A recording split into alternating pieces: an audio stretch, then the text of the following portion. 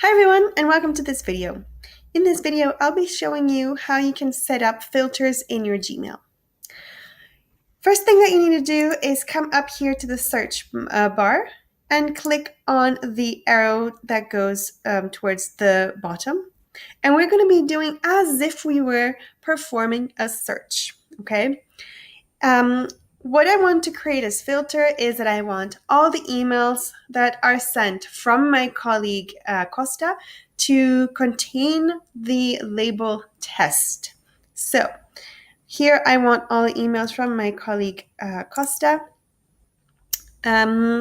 And that's more or less it. You can, of course, perform a filter that is more complex. So that contains a specific subject or that contains a specific word, and so on and so forth. Before going ahead and clicking on Create a Filter, I would suggest that you make sure that you hit that search button. Why? This is a great way to test that the criteria that you have set up here to create that filter is correct. So I'm going to go ahead and do that. And I have no emails from Costa. That's because I inserted the wrong email.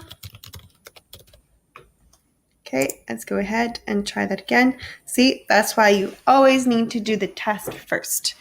Here I do have that email from my colleague, and I want to make sure that this email here is included in my filter. Once you're happy with the results that you get here, let's go back to that search functionality and hit the Create Filter button.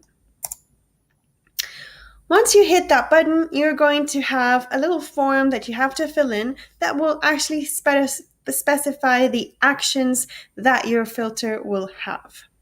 In this specific case, I want to do something quite simple. So I just want to apply a specific label, and I want the label to be test2, so the test label 2 here.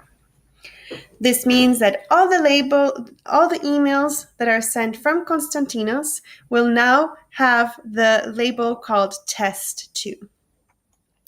Very important as well is to make sure that you take the last box. What does this mean? This actually means that the filter is going to be applied on one specific matching conversation that I already have in my Gmail.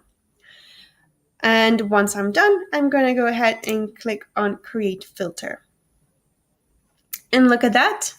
The label has been given to the email sent from my colleague, and now every single email that my colleague sends will contain the label test2. Now, this example might not be very relevant, but you could also, for example, ask that every email that is sent from your boss is labeled as urgent, or every single email that is sent from a specific domain has the label of your client, and so on and so forth. So there are numerous possibilities here. If you want to make sure that every email that you receive from a specific person or a specific domain is put away under a label but does not appear in your inbox, you can also do that. And I'm going to show you how. Before that, I want to show you where you can find all the filters that you have in Gmail.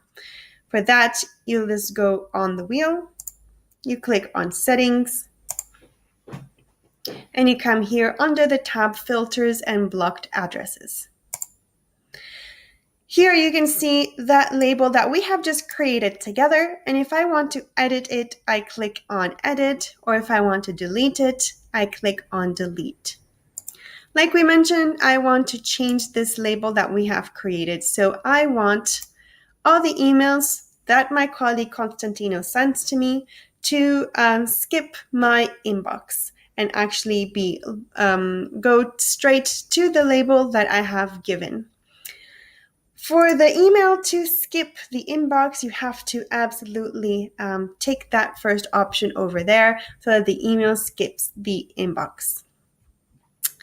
Again, make sure that you select that last box that says that there is one email in my inbox that for which the filter could apply, so the criterias are matching.